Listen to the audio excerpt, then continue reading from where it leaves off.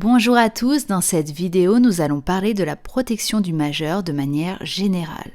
À la différence des mineurs pour qui l'incapacité d'exercice est la norme, dans le cas du majeur, l'incapacité d'exercice est l'exception.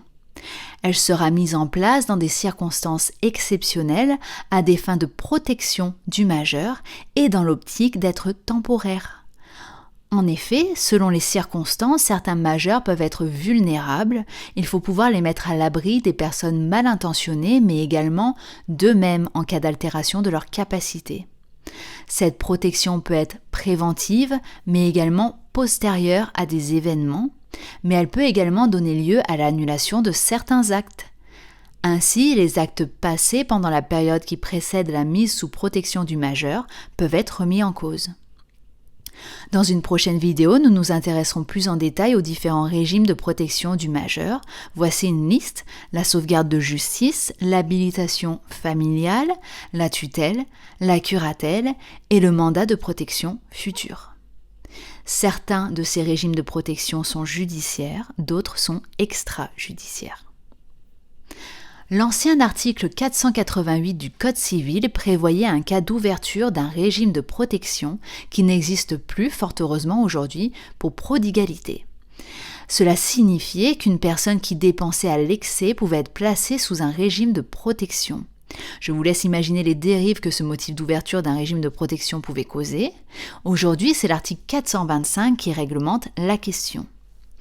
Celui-ci nous dit que toute personne dans l'impossibilité de pourvoir seule à ses intérêts en raison d'une altération médicalement constatée, soit de ses facultés mentales, soit de ses facultés corporelles, de nature à empêcher l'expression de sa volonté, peut bénéficier d'une mesure de protection juridique prévue au présent chapitre.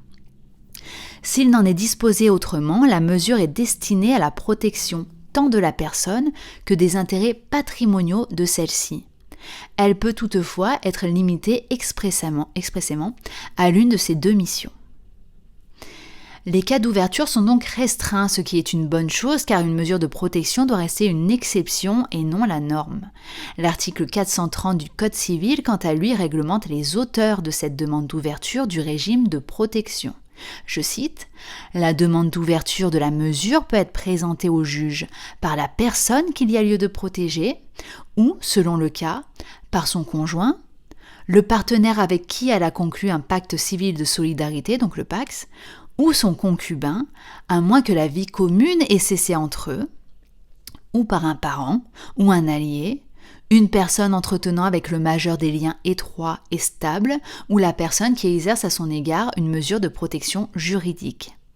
Elle peut être également présentée par le procureur de la République, soit d'office, soit à la demande d'un tiers. Ça fait beaucoup de monde. Intéressons-nous également à l'article 415 du Code civil qui nous dit que les personnes majeures reçoivent la protection de leur personne et de leurs biens que leur état ou leur situation rend nécessaire selon les modalités prévues au présent titre. Cette protection est instaurée et assurée dans le respect des libertés individuelles, des droits fondamentaux et de la dignité de la personne. Elle a pour finalité l'intérêt de la personne protégée, elle favorise dans la mesure du possible l'autonomie de celle-ci. Il y a donc trois principes à la mise en œuvre d'une mesure de protection. Le premier, c'est un principe de nécessité. La mesure de protection doit être nécessaire. Le second principe, c'est un principe de subsidiarité. Cela permet de mettre en place le régime de protection le plus adapté et pas forcément le plus lourd. Enfin, le troisième principe, c'est un principe de proportionnalité. La mesure de protection est temporaire et ne sera en place que tant qu'elle est nécessaire. De plus, elle doit être adaptée à la personne protégée. Nous l'avons dit, certains des actes passés par le majeur, qui sera ensuite mis sous un régime de protection, peuvent être remis en cause. L'article 414-1 du Code civil nous dit en effet que pour faire un acte valable, il faut être sain d'esprit. Mais c'est à ceux qui agissent en nullité pour cette cause de prouver l'existence d'un trouble mental au moment de l'acte. Ce n'est pas le seul. à le dire en tant qu'article, puisqu'on retrouve cette notion également aux articles 1129 et 1145 du Code civil. Le majeur pourra lui-même agir pour obtenir l'annulation de l'acte de son vivant dans les 5 ans. S'il est décédé, c'est l'article 414-2 du Code civil qui nous apprend la marche à suivre. Je cite « Après sa mort, les actes faits par lui, autres que la donation entre vifs et le testament, ne peuvent être attaqués par ses héritiers pour insanité d'esprit que dans les cas suivants. 1. Si l'acte porte en lui-même la preuve d'un trouble mental. 2. S'il a été fait alors que l'intéressé était placé sous sauvegarde de justice. 3. Si une action a été introduite avant son décès aux fins d'ouverture d'une curatelle ou d'une tutelle ou aux fins d'habilitation familiale ou si effet a été donné au mandat de protection future. Ils auront également 5 ans pour agir, mais à partir du décès du majeur et non à partir de l'acte.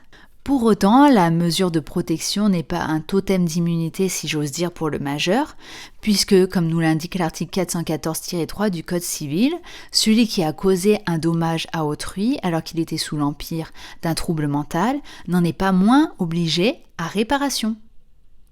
Voilà, j'espère que cette vidéo vous aura aidé. Je vous invite à vous abonner et à la liker pour plus de contenu sur le droit et la fac de droit en général.